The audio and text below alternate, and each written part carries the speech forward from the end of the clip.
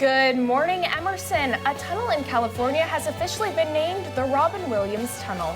And Ivy League schools may be eliminating full contact in practice. All that and more today, Thursday, March 3rd.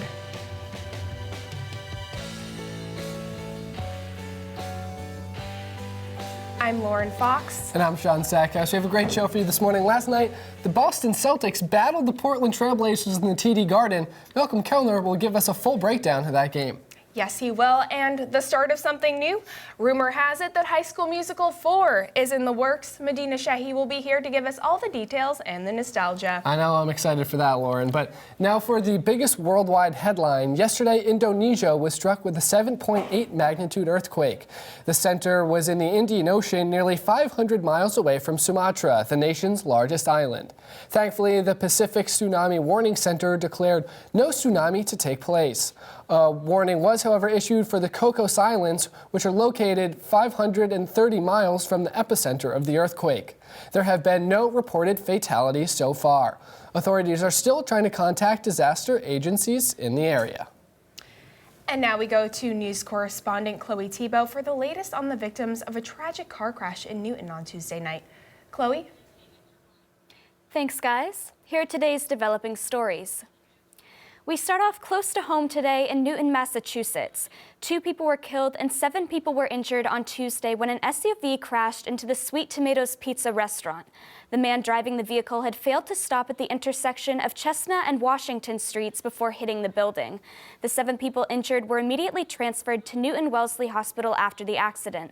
The driver was further transferred to Massachusetts General Hospital for continued treatment of his injuries. So far, 3 victims have been treated and released. We hope the best for the others who were affected. On a national scale, Super Tuesday ramped up the political excitement and tension as Donald Trump and Hillary Clinton each won 7 states. Trump managed to secure 316 delegates, followed by Cruz with 226 and Rubio with 106. On the Democratic side, Clinton led Sanders, coming in at 577 and 386 delegates. Ben Carson also announced on Wednesday that he is suspending his campaign. The candidates will now rally for the votes of 5 states on March 5th. Australian victims of sexual abuse on Tuesday by the Catholic Church called for a meeting with Pope Francis. This demand followed the Vatican Treasurer Cardinal Pell's testimony that the senior clergy lied to him to hide sexual abuse. This statement adds to those of nearly 5,000 survivors. The protesting group traveled to Rome to meet with Pell and have requested a meeting before they return to Australia tomorrow. At a time when this controversy is becoming so uncovered, it's crucial that this abuse is terminated. Finally today, Donald Trump made headlines on Monday before the latest primary election when 4 black students were escorted out of one of his rallies. This assembly was one of his largest groups so far, and about 30 protesters in total were kicked out. The 4 students were angered since they claimed they had permission to be there due to their tuition fees. The campaign denies that it requested the students be let out, and the Secret Service claims it had no involvement with these 4 individuals. With the presidential race ramping up, I'm sure we'll see more of these unpredictable events in the near future. That's all I have for you today. Back to the desk. Thanks so much, Chloe. Now, it was such a close race between Bernie Sanders and Hillary Clinton here in Massachusetts, but Bill Clinton was kind of seen taking pictures, schmoozing at the polls. What did you think about that whole controversy? Lauren, this caused a lot of controversy between people who are out at the polls on Massachusetts. And I think that it wasn't really worth it for the Clinton campaign to do this. It was set in such close proximity to when we were actually voting. I don't know how much of an effect it really had, and I don't know how important the risk really was to take. Thanks so much, Chloe. On to today's weather forecast. Today will be sunny but chilly with highs in the lower 30s. Tonight, cloudy skies will bring temps down to about 20 degrees. Get your mittens ready, Sean, because there is a 50% chance of snow on Friday with up to 30-mile-per-hour wind gusts. That snow will stop just in time for the weekend, but partly skies and temperatures are expected to remain around 40 degrees. It looks like we will have some nice weather just in time for the weekend, Sean. Where are you going for spring break? Lauren, I wish I could tell you I'm going to Cancun or somewhere nice, but I'm going up north. I'll be in New Hampshire, my home in Wolfboro. What about you, Lauren? Don't feel bad, Sean, because I will be in New Hampshire as well. We have to take a quick commercial break, but when we come back, Malcolm Kelner is here to fill us in on the highlights of last night's Celtics Trailblazers matchup. And we'll be joined by Austin Wilder, the executive producer of the WEBN team that spent their weekend in Los Angeles covering the Oscars. Stay with us.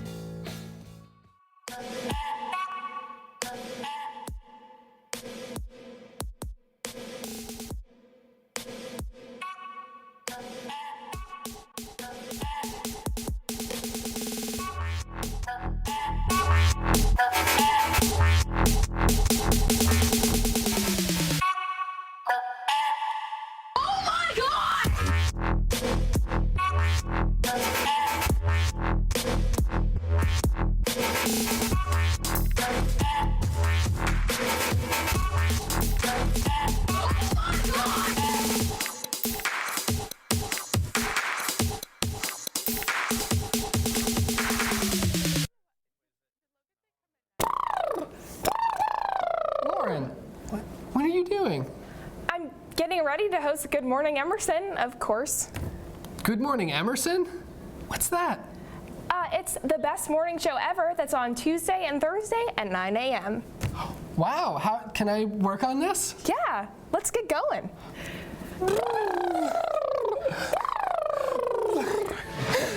Red leather, yellow leather, red leather.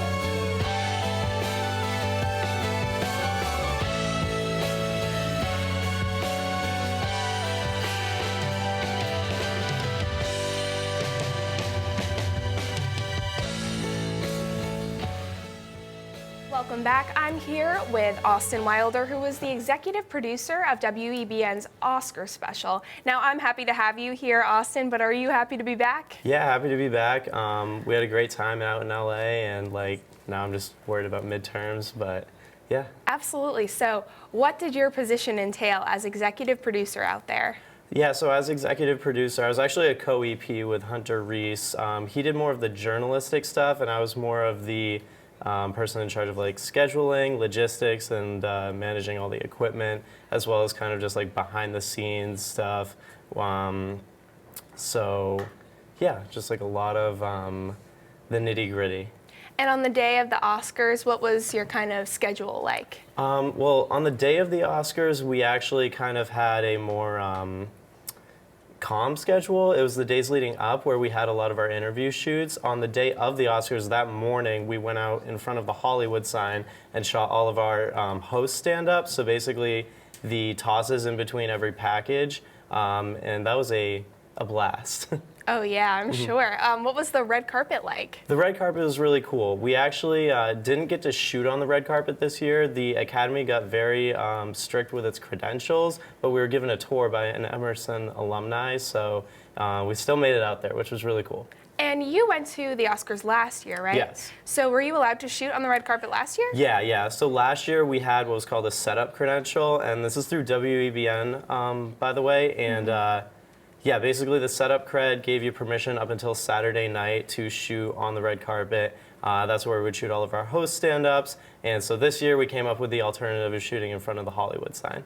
And what kind of interviews can we expect in this WEBN special? Yeah, you can expect a lot of interviews of a lot of nominees, as well as some members of, well, specifically members of the Spotlight team, the original Spotlight team. So we interviewed the real-life Mike Resendiz and the real-life Walter Robinson, who both work at the Boston Globe, as well as just all these nominees, like I said, two of which actually won awards, including Bly Faust, who produced Spotlight, which won Best Picture, and then Mark Mangini is his name, and he was the sound editor for Mad Max. Both of them won, and we had at least a dozen more that were nominated, and they all have great stories to tell, and it was really cool. Wow. Did you have to beef up on your movie watching before you went to the Oscars? Yeah, I actually went and saw a few over at Lowe's on the Common. My favorite was actually The Big Short, and I'd say that I saw probably about half of the ones nominated for Best Picture, as well as a few other random ones. But tried my best. It's hard, to find all of them. Some of them that we interviewed were actually ones that were international films and stuff.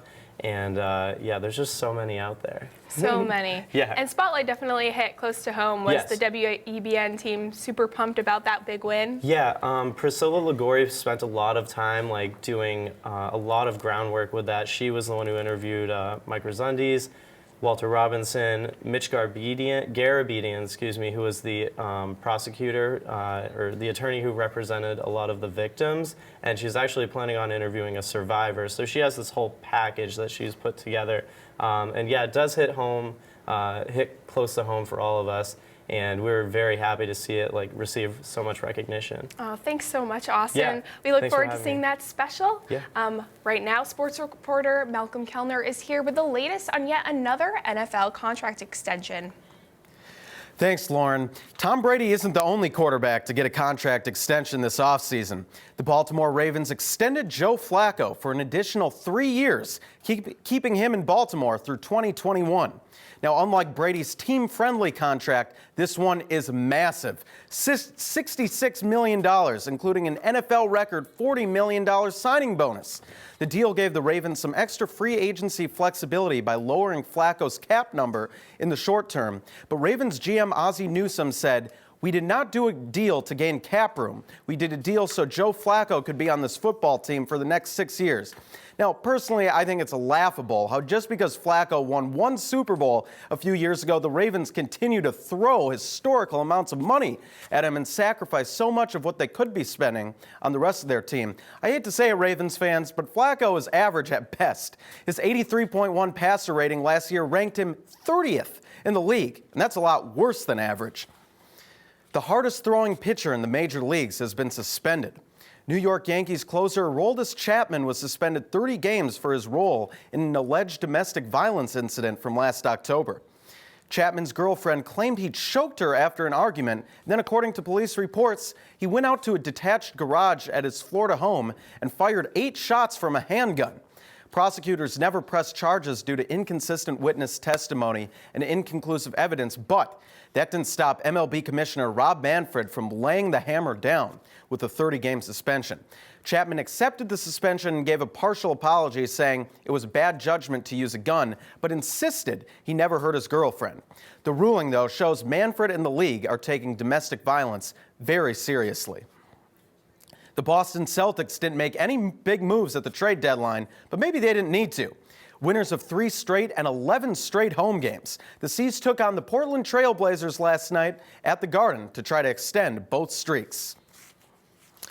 First quarter, it's Isaiah Thomas providing some highlights as usual. Dribbles in, pulls it back, takes a pull-up 3 in Damian Lillard's face, and drains it. But speaking of Lillard, he had a solid performance for Portland, slicing and dicing all the way to the rack. He'd finished with 20 points. That bucket put the Blazers up by 12 early on, but Isaiah got the C's right back in the game. He passes it to Marcus Smart, who kicks it back out to Isaiah, and off we go. He crosses Lillard out of his shoes, throws up the floater to the rafters, gets it to go. What a shot. He had 30 in the game. In the third quarter, Boston would pull away. Look at Jared Sullinger here with one spin move off Noah Vonleh, then another, and puts in the layup. Sully with a great move there. Celtics would pull away. They win decisively, 116-93.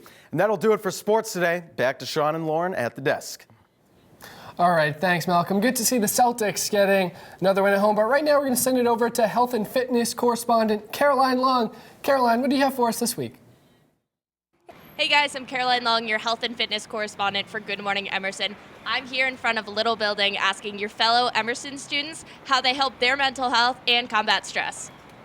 Fun stuff. Excuse me, can I talk to you guys for a hot second? For a hot second, what about? How do you guys combat stress for midterms and studies? Write a lot of sticky notes. I write out my whole schedule. Planners, maybe some meditation. Lots of tea. Good night's sleep, but that's hard to come by. Just try not to panic. Just try not to panic. Awesome, thank you guys so much. So how do you personally combat stress and maintain a good mental health? It's easier times in the spring and the summer when it's nice and warm out and you can just go outside. Yeah. So, what helped you during midterms when you had a lot of stuff due? What kind of helped you stay sane? During midterms, I ate a lot. Yeah. Visit the DH for some great food. So True. thank you so much.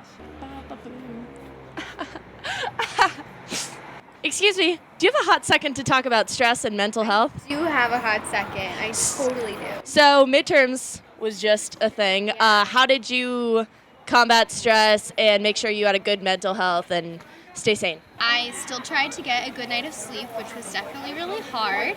I drank a lot of coffee, which is probably not a good thing. I have a lot of supportive friends, so that was very helpful. So how do you guys personally combat stress and maintain a good mental health? Usually I nap. Good. I drink a lot of tea. Adult coloring books I know are really big. Are any of you guys big on that? Yeah, I have one. Yeah, it's very calming. Do you have any like exercises you do or? I don't regularly do yoga, but when I do, I definitely feel more relaxed. A lot of breathing, taking deep breaths, going on walks. Excuse me. Do you have a second to talk about stress and mental health? Sure. So how do you personally combat stress? I try to stay active, so I try to go to the gym. So personally, when do you know that it's time to take a mental health day? When I feel like ripping my hair out. You guys have 2 seconds to talk about stress and mental health? No? She's not having it? Thanks for your time. So how do you personally combat stress? Mozzarella sticks from the Max. I make lots of notes in a little journal about what I'm going to do. And how do you know when it's time to maybe take a mental health day? When you're like sitting up in the middle of your common room with like just stacks and stacks of books, and you have empty Red Bull cans just scattered in circles all over the place, and at that point, you know it's time to go to bed. How do you personally combat stress? Well, I take all of my stress and put it on all my friends and then stop worrying about it. Amazing. How do you know when it's time to take a mental health day, when you're just so overwhelmed with stress you can't even put it on your friends anymore? I kind of just sleep all day. Good. You need to recharge those batteries. You do need to recharge. Everyone remember to get enough sleep. Thank you so much for your time. That's all the time we have for you guys today. Be sure to take care of yourselves physically, but also emotionally. We'll catch you next time on the Health and Fitness segment. Thank you, Caroline. Ivy League football coaches are moving to get rid of full contact tackling at practice. Following Dartmouth's lead, the 8 Ivy League schools approved the measure last week in an effort to decrease brain trauma and other injuries. This change could lead to influencing on how other coaches of high school students as well as children train their players. Joining us at the roundtable today are Malcolm Kelner and Chloe Thibault. Do you think this move is smart for the Ivy League and for football in general? Well, I kind of look at it both ways. On one hand, I think it's very smart to limit the amount of potential injuries and brain injuries. We see concussions, such a huge problem in football today, leading to health effects long after retirement of football players. But on the other hand, if they're not tackling during practice, how are they going to know how to do it, well during the game? So it's very kind of either way for me. Mm-hmm. Yeah, definitely, I agree. It's a very controversial topic because football is kind of known to be this really dangerous sport, and if they're not trained the right way, then how are they really going to be able to perform their best in the game? But at the same time, if we start maybe training this next generation to be a little less violent, to stop all these long-term injuries, it might be a good outcome in the long term. Do you guys think that this might be like the first step and maybe an overall change in how the game is played? I think it could lead to that. I mean, we've seen so many changes to football over the last few years. They're trying to make the game less violent, but I think inherently football is a violent game. So I don't know where you draw the line. I think football is always going to be really dangerous. I know if I have kids someday, they probably won't be playing football, but I know a lot of other people agree with that too. So maybe this is the start to the end of football as we know it. Who knows? It's tough because football is such a classic American sport. And right. What we're seeing now is an entire conference of Division I football teams deciding to not focus on tackling in practice, which can be very difficult because when it's been around for so long and it's such a physical sport, if you're not practicing what you're going to be doing during the games, how are you going to do that safely? I feel like this could potentially lead to even more concussions that would take place in games because players aren't tackling correctly. Yeah. I'm kind of curious about what the next, league is going to be to follow in this stride. I mean, surely this is only the beginning. Yeah, that's true. And you wonder how long football will exist in its current form. A lot of people have proposed getting rid of helmets and pads, making the game more kind of like rugby, where we see less of these horrible brain trauma injuries and other debilitating injuries. So it's a lot of controversy. Obviously, both sides of the argument have merit in this case. Exactly, and I think a lot of what this could come down to is where it's changed at the elementary level. When children are learning how to play football, they have to be taught the proper and safe way to tackle, instead of doing something in college where you're going to eliminate it because it's proven to be such a problem.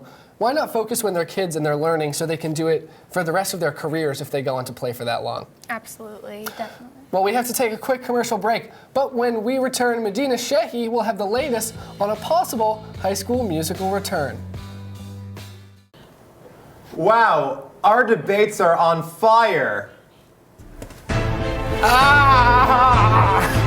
Oh no, why did I say that?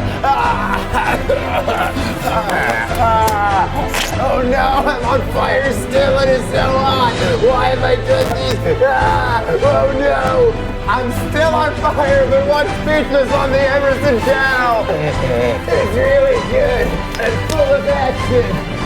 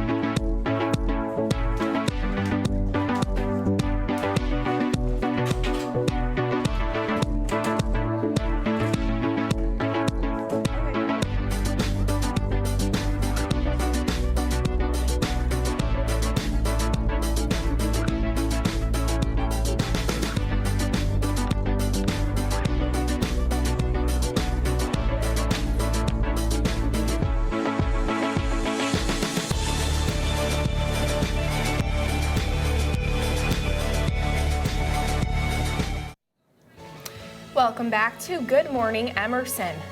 The life of legendary actor Robin Williams is being honored in the Bay Area. We go to Medina Shehi now with the story. Good morning, everyone. Here's what I have for you today. Remember Mrs. Doubtfire, Peter Pan, and Mork? Well, the Bay Area is making a memorial for Mr. Robin Williams with a tunnel to dedicate this actor and comedian. New signs were put up at the tunnel, which cost $3,000 and were supported by public donations. This tunnel shows a rainbow border as a reminder of his colorful character of Mork, who wore colorful suspenders in the show. He will forever be loved, especially in the Bay Area, which is why they want to continue a memory of him. We all miss you, Robin Williams, and you will always be a part of our lives. Material girl Madonna has some issues involving deceit and love.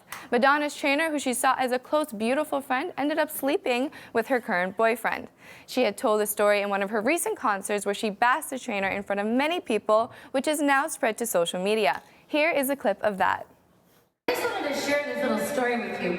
You know, once I had a Filipino trainer, this beautiful, beautiful girl. She was gorgeous and very talented as a trainer, but she my boyfriend. So I fired her. I just wanted to share that with you. I don't know, Madonna. Was this something a woman of your stature should do? Well, I guess we can all say Madonna can do no wrong. Derek Huff is the amazing and ever so talented dancer in Dancing with the Stars, who was one of the first dancers in Dancing with the Stars. He is the dancer that took all of our hearts throughout the show and with his tours where he danced with his sister Julianne Hough.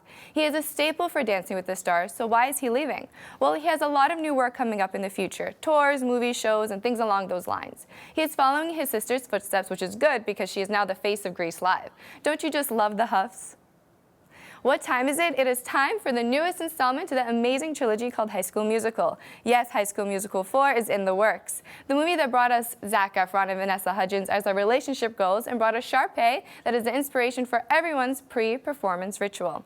However, there is one problem. The old cast won't be there. There have been some speculations, but it seems that the old cast cameo is a no-go. This reminds me of Mean Girls 2, which was horrible, so I don't know if I want to watch this. But what do you think? Tweet us at GM Emerson, and a retweet might be in your future. Well, that's all I have for you today, and let's get back to Sean and Lauren. Thanks, Medina. Lauren, with High School Musical 4 coming back, I think you're going to have to get your head in the game. All right, we're now joined by fashion correspondent Mary Malloy. Today, we're going to break down the best outfits and worst that we saw at the Oscars. Mary, thanks for joining us this morning. Thank you for having me. Yes, the Oscars were filled with amazing outfits. My first personal favorite of the night was Alicia Vikander, and she had a yellow custom Louis Vuitton dress, and she just killed it with her look, her hair, her makeup, and she won the award, so.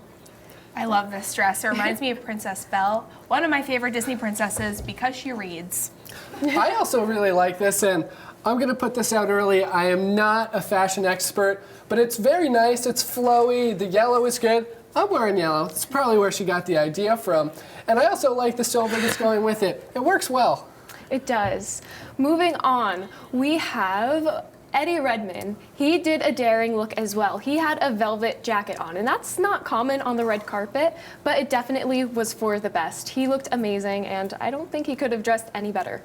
I personally could not pull off a velvet suit, so shout out to you, Eddie Redmayne. Also, your acting is great. I agree. I mean, red, velvet, meant to go together, so good job, Eddie. Yes. Moving on, this is one of the misses for the night. This is Heidi Klum. It's not my personal favorite. It had one too many flowers for my liking. Also, the material just looked cheap. I'm sure it wasn't, but I've seen better on Heidi. I agree. She kind of looks like the fairy godmother. I'm making a lot of Disney references, but she really looks like the fairy godmother from Cinderella here. I see it. Now for this, I feel like I'm just a little confused of what she's going for. Seems like there's a ton going on. Because you've got the one sort of clear sleeve, the other one doesn't have anything. It's a bit too much for me to handle. I'm a little confused. I can see that. Jennifer Lawrence can do no wrong. She looks absolutely stunning in this black Dior dress. Her hair and makeup was absolutely phenomenal. I just absolutely love it. Oh yeah, she's absolutely doing something right if she doesn't trip, you know? This dress looked beautiful. It is a great dress, I gotta say, and not an expert, but the black is a little bit different, but it looks good. I'm a fan. Yes, me too. Going on to Lady Gaga, she's been known to always bring exotic looks to the red carpet, but I've noticed she's tended to kick things back. This year, at first, I wasn't a huge fan because I thought it was just a plain white dress, but then I noticed it was a pantsuit, and that was absolutely amazing. Yeah, she's been working the pantsuits lately. I'm glad, the meat suit is on hold for the Oscars, so that's good. Yeah, I think she looks great. She also had an incredible performance at the Oscars, so a great outfit to go with a great performance. Mm-hmm. Yes. And finally, we have Leonardo DiCaprio, and he's the last hit for the night. He looks absolutely amazing. He looks like a winner, and he is. Oh yeah, go with a classic look for a classic win. It's a little bit different than what he wore in The Revenant as opposed to wearing the bear skin, but this is good. He made it work. Exactly. And the last miss for today is Amy Poehler. As much as I love Amy Poehler, she's my favorite comedian ever, there's just way too much going on with this dress, and it's very distracting. I agree. There's a lot of, it looks like embroidery. It's kind of grandma-y. I feel like my grandma could personally work it, but I don't know about Amy Poehler. She's got a few more years to wear that dress, I'd say. Yeah, I'm a little confused as to what's going on. It seems like there's some leaves on there. Also looks like there's some berries. A little unconventional for the Oscars, if I say so myself. Yeah, and I kind of miss the blonde hair too. I don't really recognize her here. I know, it's very different. So what was your absolute favorite outfit that you saw at the Oscars? We've seen your top 5 and your bottom 2. Which is your top? I would have to say the first yellow Louis Vuitton dress on Alicia. It was absolutely amazing, and I think it stuck out on the red carpet by far. Absolutely, and sometimes custom dresses can just, you're trying to be original and you come off too original, but that was perfect. It's the perfect balance of classic and individuality to me. Yeah, I agree. You're putting yourself out there, but at the same time, it wasn't an overwhelming dress. It was subtly gorgeous. Is that proper to say? I don't know if I've ever said something along those lines.